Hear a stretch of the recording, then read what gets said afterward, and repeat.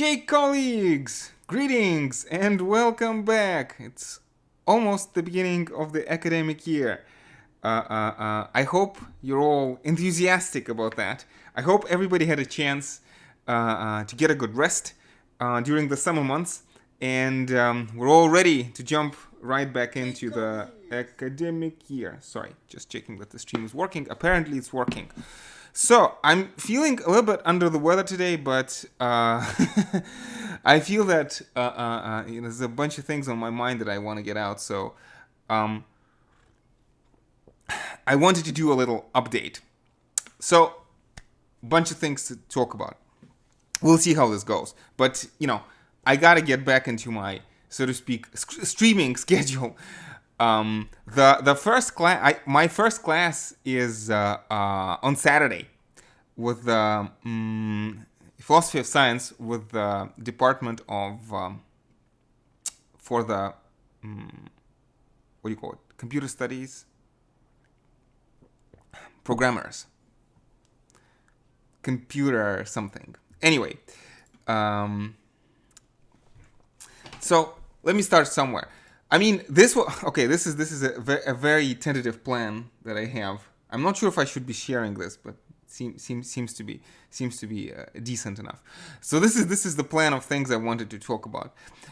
So I suppose the first thing I should begin with are the courses that I'm going to be teaching this year, and so I'm going to have, as usual, actually, 5 courses, three main ones and 2 subsidiary ones. So the first and most important main course I'm going to be teaching,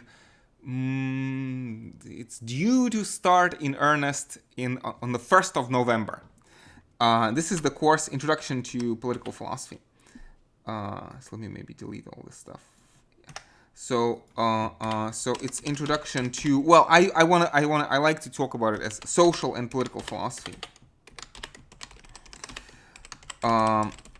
And actually, now I hate to talk about this because it's not yet ready, but we're at such a stage that I feel that maybe I should actually share this. So the elephant in the room is that I have spent all this summer recording a Coursera course on precisely this subject, Introduction to Social and Political Philosophy. If everything goes well, I mean, like it's scheduled to start on the 1st of September.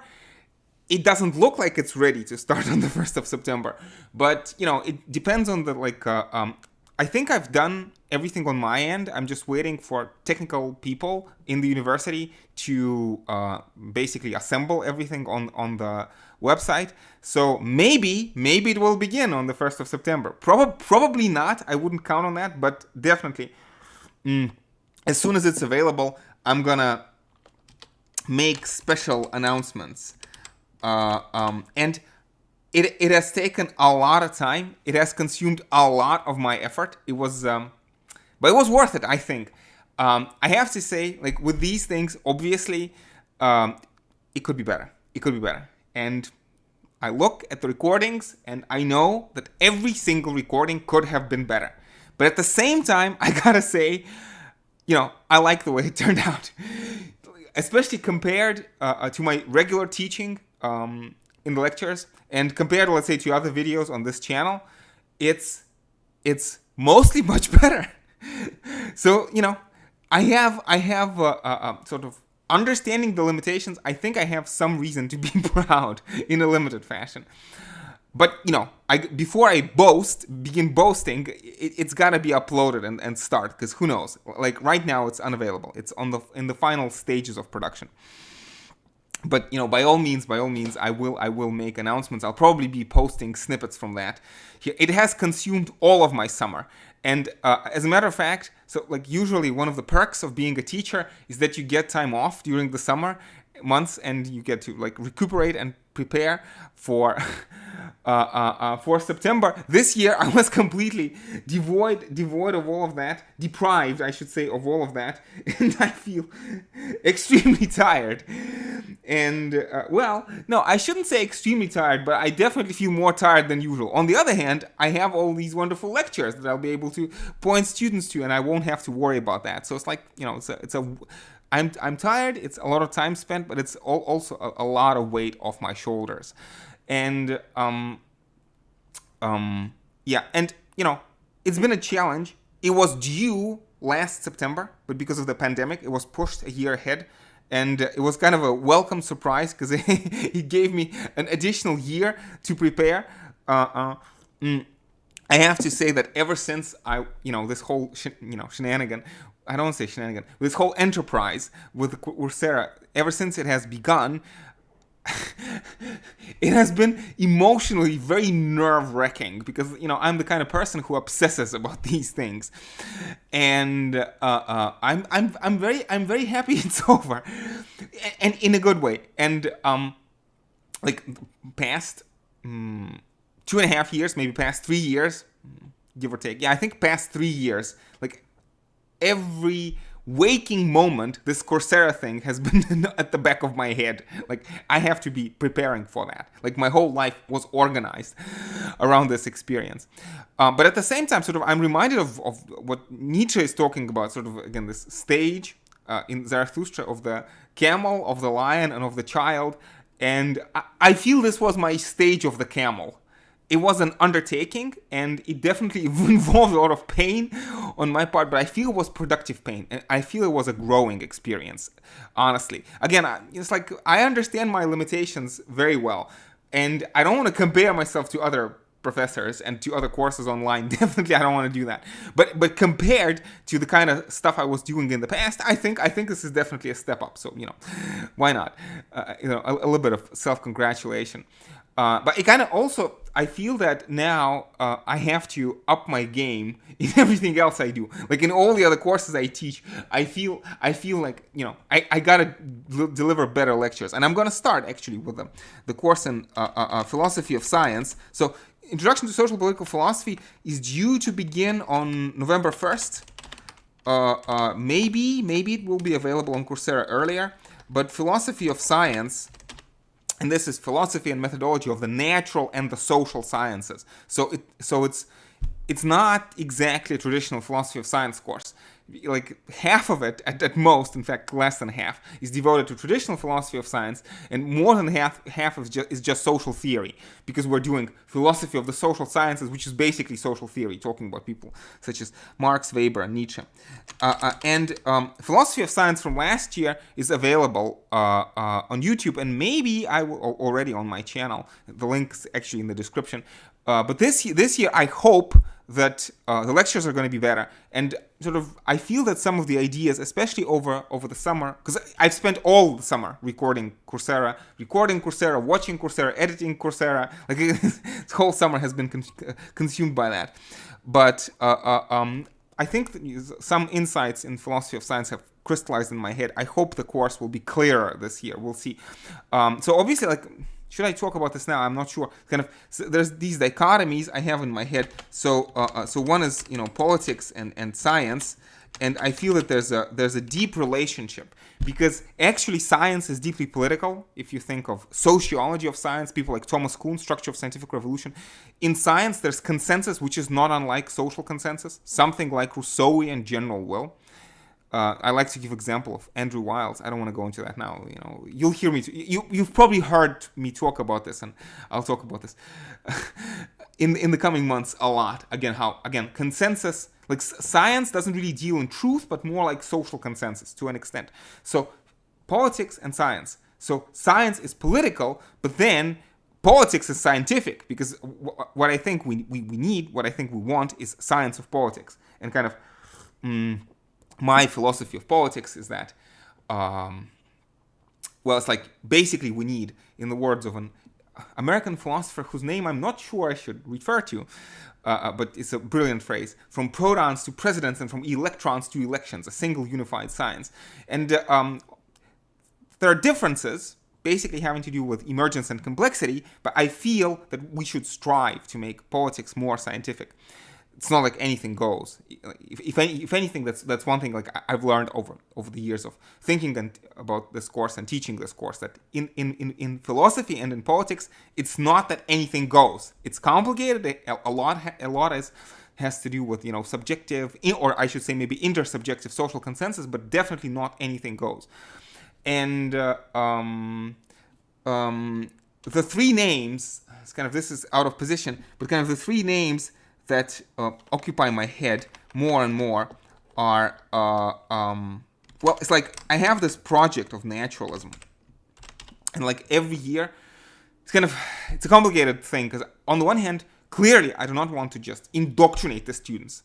I don't want people to just accept the naturalist paradigm on faith. But on the other hand, I feel that it's mostly, you know, take it with a grain of salt. Obviously, I'm biased, but I feel it's mostly a waste of time to try to disprove a naturalist project or poke holes in the naturalist project. Like, it's not watertight. The naturalist project is not watertight. This project from protons to presence and from electrons to elections. But I think our time is much better spent trying to think through the naturalist project and to try to, you know, to get the implications of the naturalist project to its logical conclusion, rather than poking holes in it. This is kind of my general approach. And I feel that maybe this year I'm going to try to embrace it more. And especially in this naturalist project. And again, I can teach politics and also teach philosophy of science. Philosophy of politics, philosophy of science. And in both of them, naturalism is very important for me, right? So like at the end of the day, in political philosophy, I take my methodological bearing from Hobbes. In some sense, in an important respect, from Hobbes, who's very much a naturalist, to Marx, who's also a materialist and a naturalist, maybe Nietzsche along the way somewhere over there. And kind of, I feel that, I'm not sure if I want to jump around and talk about all of this, but kind of, you know, you've heard me talk, maybe some of you have heard me talk about this common interest, that again, at the end of the day, it may be difficult to understand what the common interest is, and it may be very difficult to implement the practices that instantiate the common interest in actuality. It may be very difficult, exceedingly difficult, and maybe even impossible for humanity. But I feel like the philosophical problem is less important. Like we have more or less solved in a performative way, not in an apodictic way, but in a performative way, in a pragmatic fashion. We have solved the philosophical problem of politics, but you know, the technical solution may be difficult. Anyway, so I was talking about. I understand this is a bit chaotic, but you know, this is, for all intents and purposes, this is my first stream of the academic year. The academic year is actually going to begin tomorrow, the day after tomorrow, I think. So, but you know, the day after tomorrow. But I'm getting into my mood, my rambling mood. But you know, no. Honestly, I'm really hoping to be able to record the lectures in a more coherent fashion, but we'll see how it goes. So anyway, I just wanted to write, so Buddha, naturalism, Buddha, Marx, and Foucault. Yeah, Nietzsche. Well, why not Nietzsche? Because Nietzsche is included in Foucault, okay? Why not Heidegger? Because Heidegger is included in Foucault. Why not Lacan? Well, yeah, Lacan is definitely one of the priorities, I think, for this year, for me. I want to do a proper lecture on Lacan, and I want to do a good lecture on Lacan. And, you know, I'm gonna see if I'll be able to live up to the challenge. But this is one of my ambitions. Another thing I want to do is I want to do a proper lecture on Marx. This is the only lecture on Coursera which I kind of don't like very much.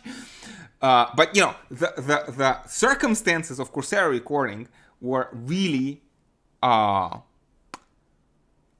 what's the right phrase? Really dire. We were in dire straits. There was absolutely no time. So, mostly just everything had to be first take, because no time.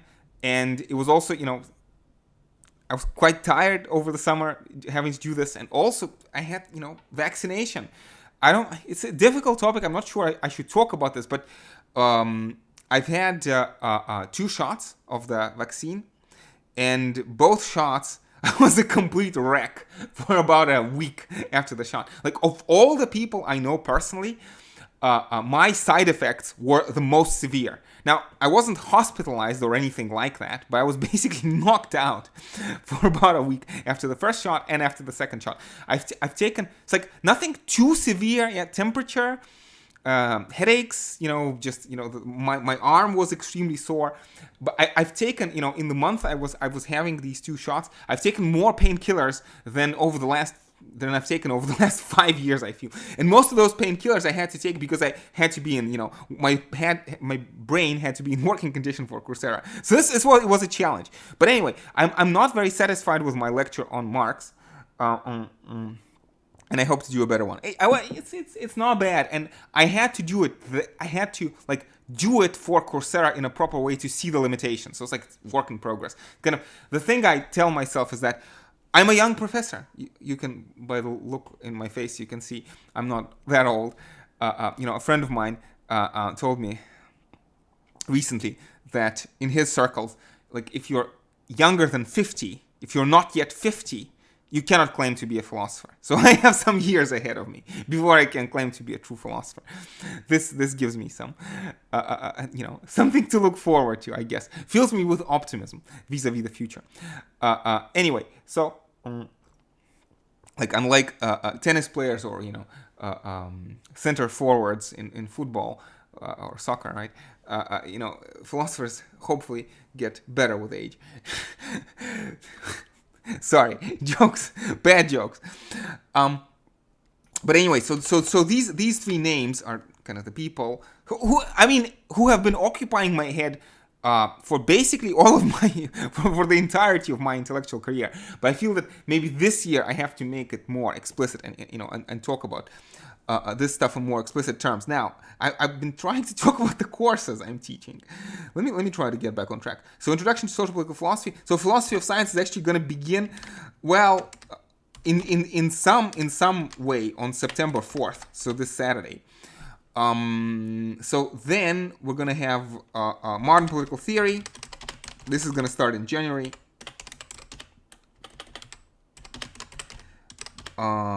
So it's fine. I don't want to talk about this now. I don't want to even think about this now. And the last couple courses are going to be History of Western Philosophy and World Intellectual History. Wonderful course.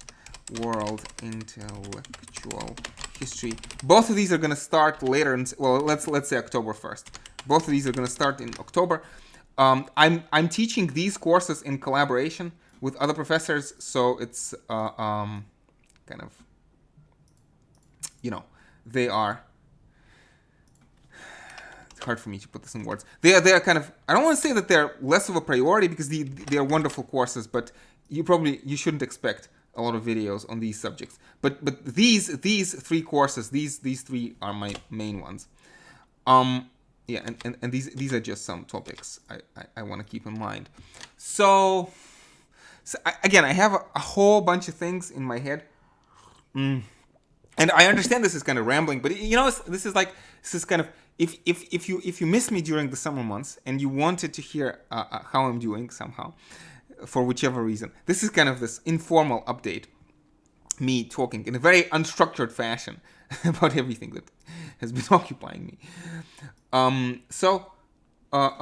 Yeah. So I suppose kind of the most important idea, you would not be surprised to hear because I talk about this endlessly, but kind of having recorded the Coursera course, I feel that this is an even more important idea than I've been letting on in the past or have realized in the past, is teleological versus mechanistic worldview. Obviously, teleological versus mechanistic worldview.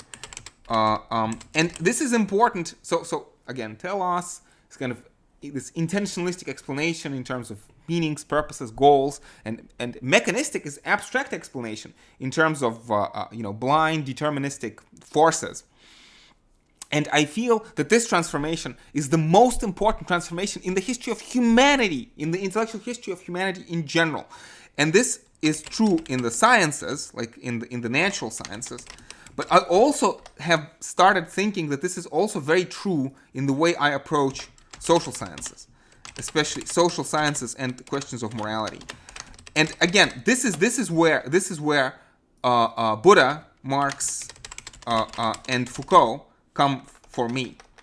And a whole bunch of other names, and psychoanalysis, psychoanalytic tradition, Lacan, Nietzsche, and Heidegger, right? So I've long been very disappointed, displeased, very unsympathetic to the trolley problem, and I feel kind of I need at one point I need to do a good in-depth video on exactly what are my problems with the trolley problem. You might have heard again this very famous philosophical thought experiment, I think due to Philippa Foot, right? So you have a tram and there are two rails. It's a bunch of people on one track and a bunch of people on the other track, and sort of the details of the thought experiment differ, but should you switch the tracks?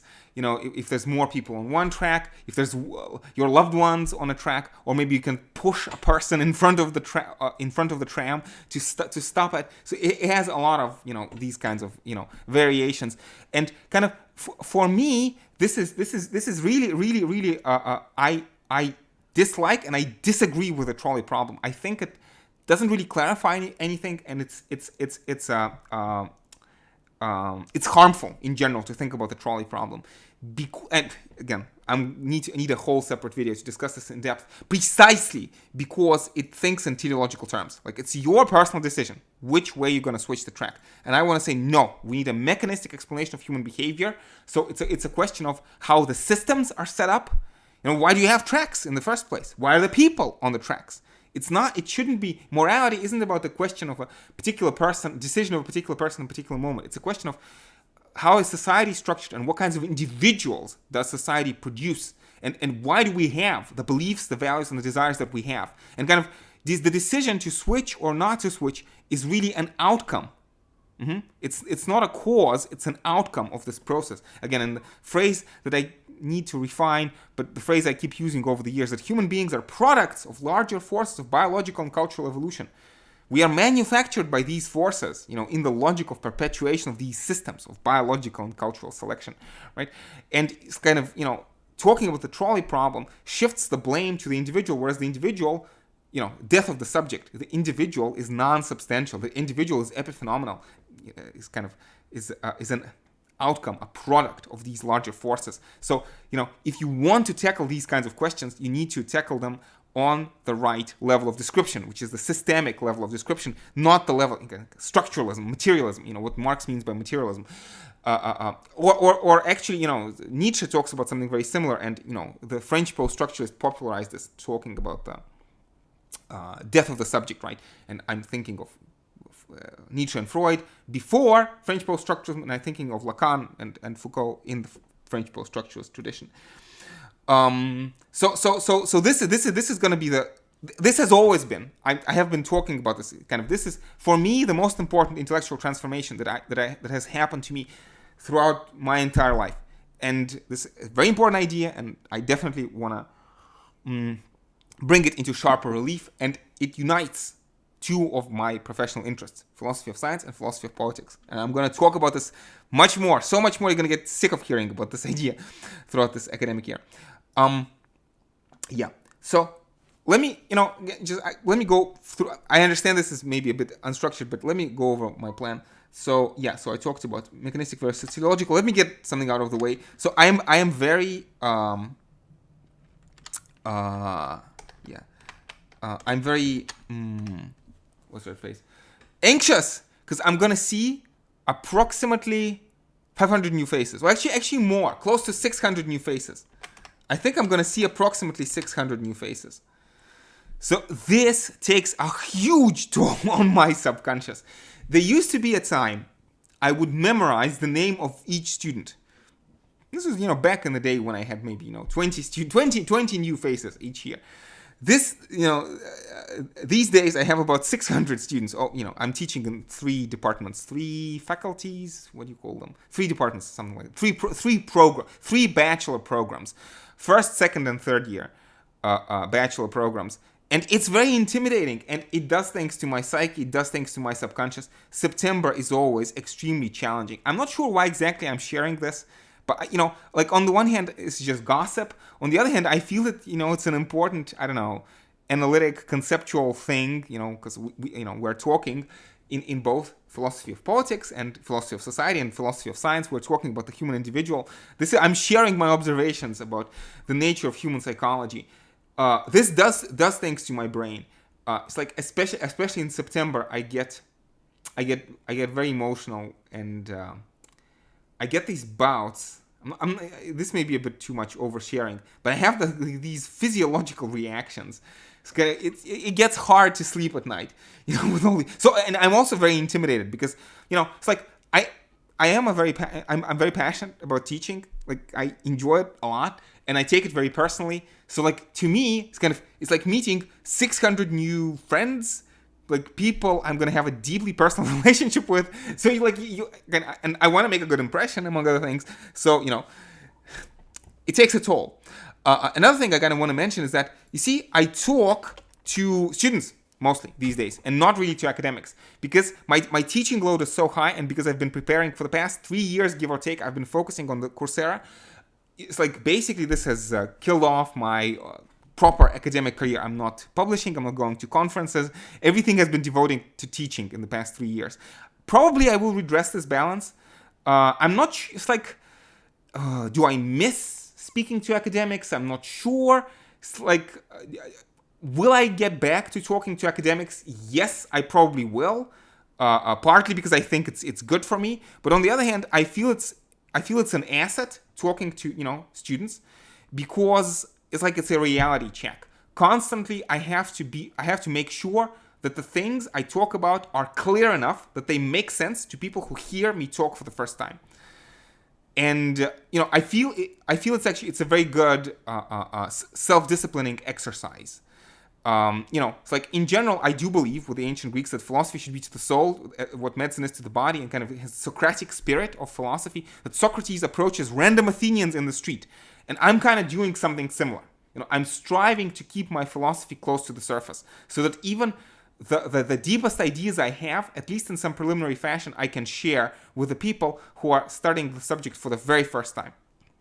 Some of my audiences are also very demanding. Again, like third year data science students, third year programming, computer science students.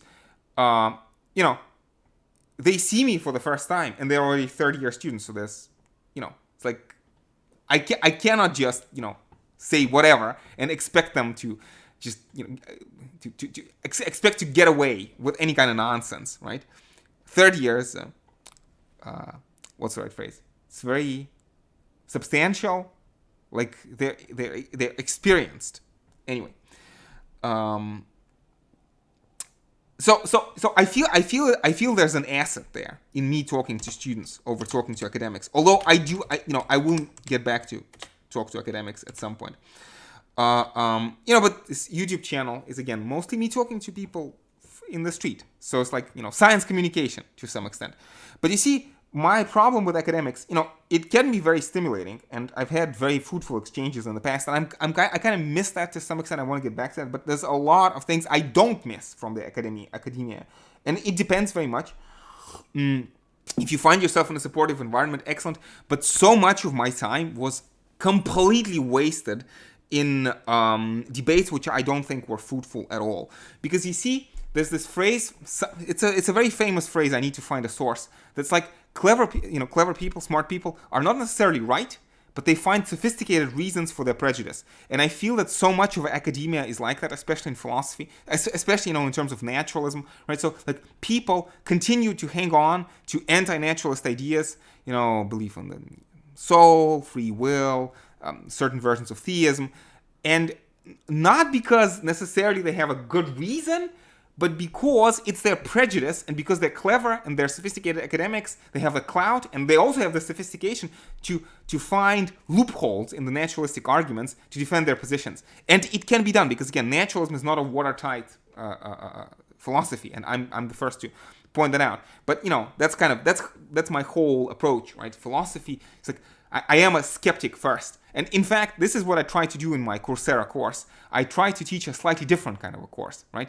It's kind of I feel more materialistic than histories of Western philosophy usually are, and I feel was more skeptical than histories of Western philosophy usually are. Because again, the course on Coursera is basically starting with the ancient Greeks, the sophists, Plato and Aristotle, up until the present day with Foucault, with Marx, Nietzsche, Foucault, Hegel, Foucault, and Habermas, right? And I hope I've been able to fill that niche, which mostly I think is, at least from my superficial understanding of what I've seen on the web, is kind of absent. Kind of, again, this naturalistic, materialistic, skeptical presentation of various philosophers. Plato, for example. Plato is usually, very often, presented as a Neoplatonist, which I think is a gross misdescription of Plato. But that's, that's neither here nor there. So, what else do I want to talk about? Yeah, so, I mean, one of the departments I teach in is Department of Economics. And again, it's like, I already mentioned Buddha, Marx, and Foucault are my three names. Actually, throughout the years, over the past 15, 20 years, actually for all of my intellectual career, these were the three names that stuck with me. Foucault, Buddha from the very beginning, Foucault and Marx almost from the very beginning.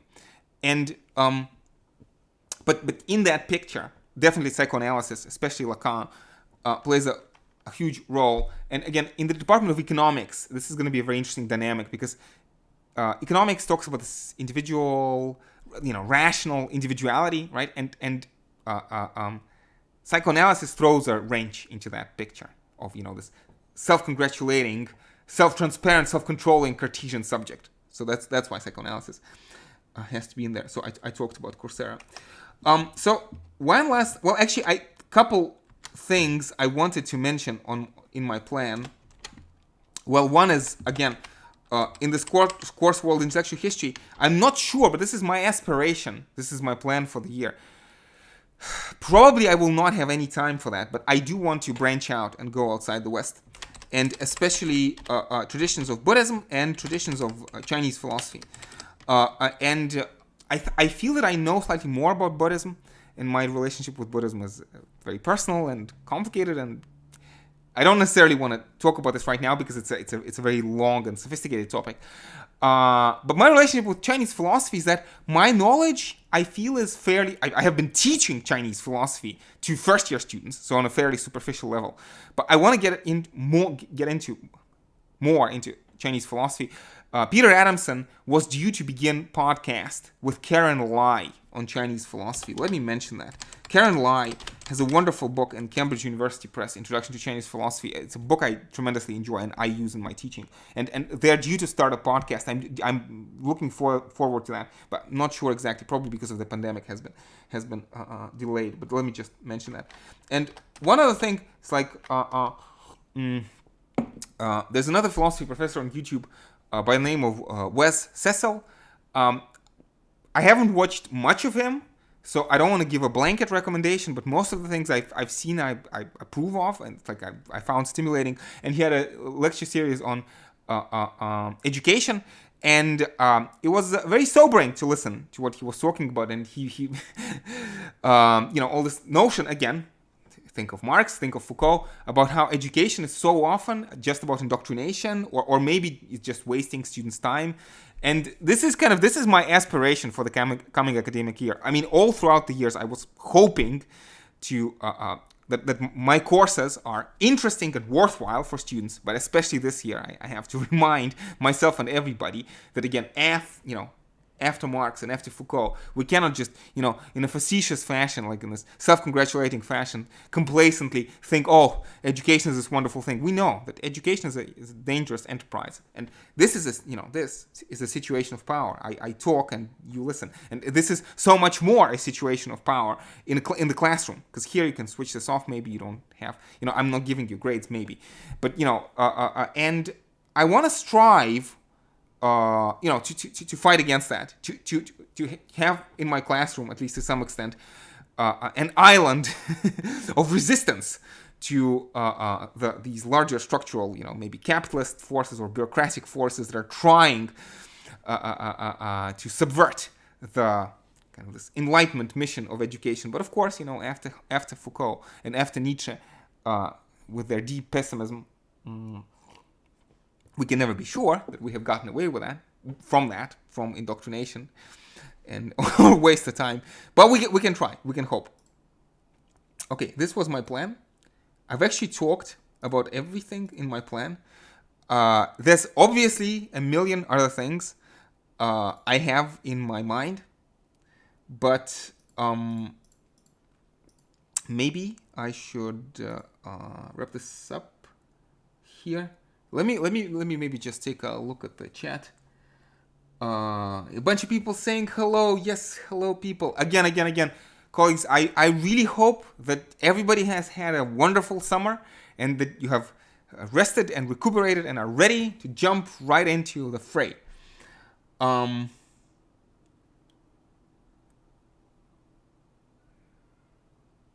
So Alfred is asking about good conservative philosophers I respect. And wow, thank you, Alfred. This is a very interesting question. It's a deep question.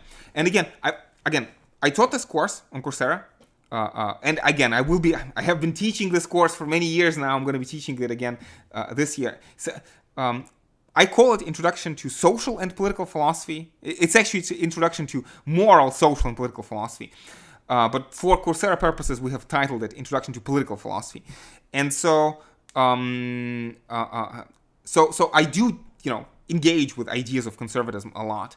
And I have to say that sort of, in general, I feel that kind of any kind of sane political philosophy, has to have a certain conservative element in it. So let me write this. So this is another thing I will definitely come back to. So conflict and consensus, and therefore conflict consensus. Therefore, as a result of this, reform, revolution, conservatism. So conservatism. I understand this is not very clear. I'm going to try to make this clear in a second. Reform and revolution. Yeah. So the idea is that I think it's a very fruitful dichotomy, right? So societies are more or less conflictual. And again, I'm not sure where you, colleagues, are listening to this recording, right?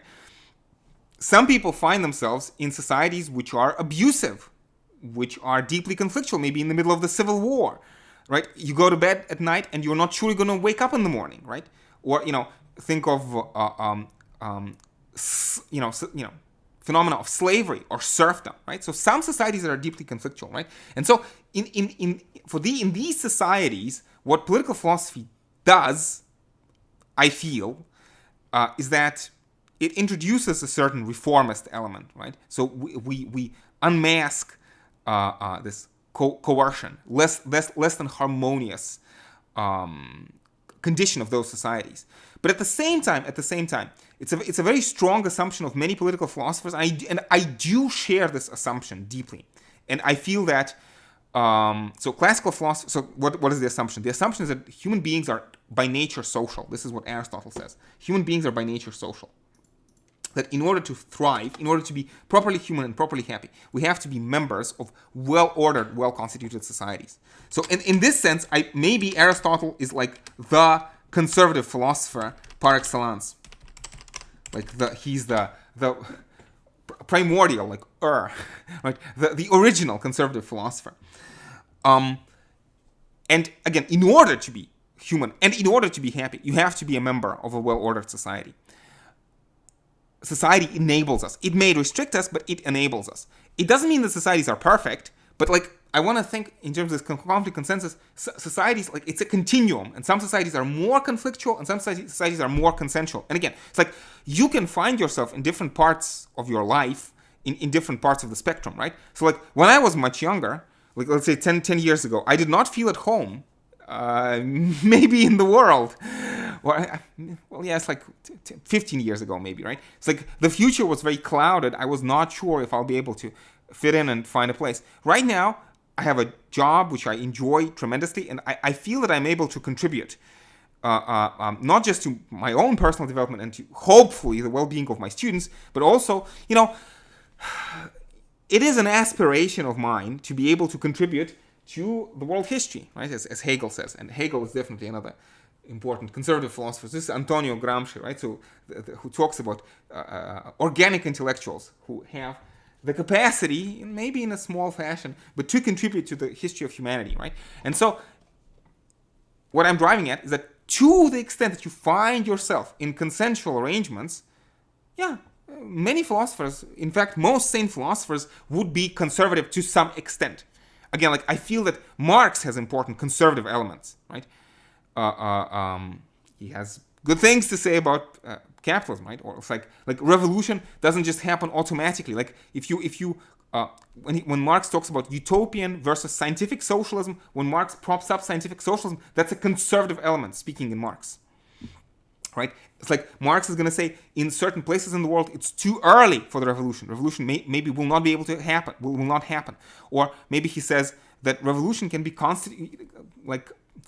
constitutional, bloodless, like in Netherlands or in Britain or in America of his day. He thinks that transition to communism could be bloodless, like broadly speaking, constitutional, right? So that's also a conservative element, speaking in Marx. So Aristotle is one conservative philosopher. Hegel is definitely my favorite conservative philosopher. I have a lot of respect for Burke. And my reading of Burke is actually very Hegelian. I read kind of Burke through the prism of Hegel. David Hume has interesting conservative elements.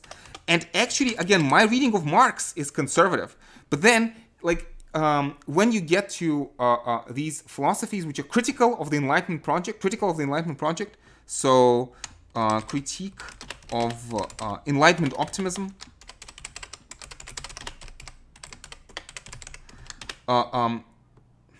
difficult to talk and type at the same time, but it's like philosophers such as Nietzsche, such as Freud, such as Foucault, right?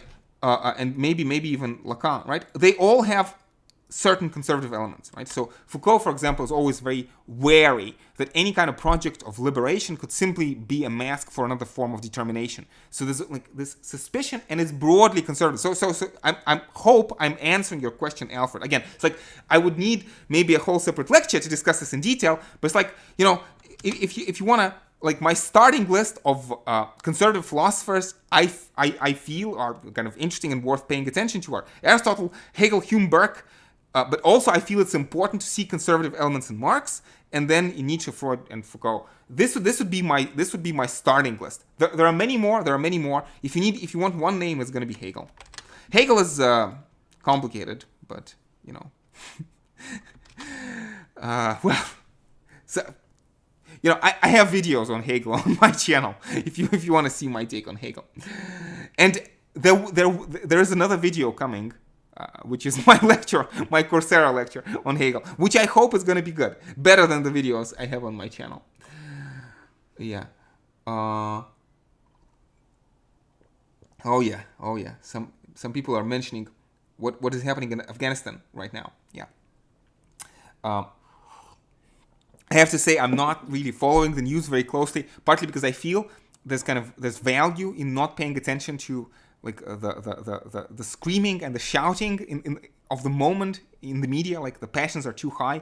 Like whenever I think about empirical reality, I like to have my examples be at least 100 years old. Or sometimes I like to joke, the most recent examples that are allowed in my classroom are, no later than the time of the Peloponnesian War. Like if it's later than the Peloponnesian War, not enough time has passed for us to see the reality with a clear head. It's a bit of a joke, but I also kind of mean it a bit seriously because obviously the current issues of the day are extremely politicized, and I feel that sometimes it's a disservice to clear perception of philosophical realities to pay too much attention to the news. It's like there can be getting lost in the passions of the moment. Anyway, colleagues. Schopenhauer. Yeah, Schopenhauer is interesting. I'm not really very much of an expert on Schopenhauer, but Buddhism, definitely there's a connection there. I'll try to explore that some more. Call me Shibboleth. Call me Shibboleth. That's a very nice nickname. It reminds me of Derrida. Maybe is an allusion to Derrida. Oakshot. Yeah. Oakshot. I want to get to Oakshot one of these days. I have read very little Oakshot, mostly his commentary on Hobbes. But it's like nobody's perfect. This is planned for the future. But we do have Oakshot in our official textbook. It's a pretty good book. Pretty good book. It's a bit technical, but we use this in the second year modern political theory. It has Oakshot, so anybody who's in this book is an automatic recommendation from me. It's by Boucher and Kelly, called Political Thinkers from Socrates to the Present. Anyway, colleagues, I'd love to keep talking, but sort of I feel that my mind begins to wander a little bit. I'll be back with more streams, hopefully. Actually, I should be recording as soon as possible my first lecture. Like it's scheduled next Tuesday, but I want to record ahead of time my lecture on philosophy of science. But anyway, I hope you're doing great. Let's hope that this academic year will be a success for all of us. So stay safe, take care, best of luck, and I'll see you around. And thank you everybody for showing up and saying hi. Oh, I see also Anastasia. Anastasia, yes, greetings.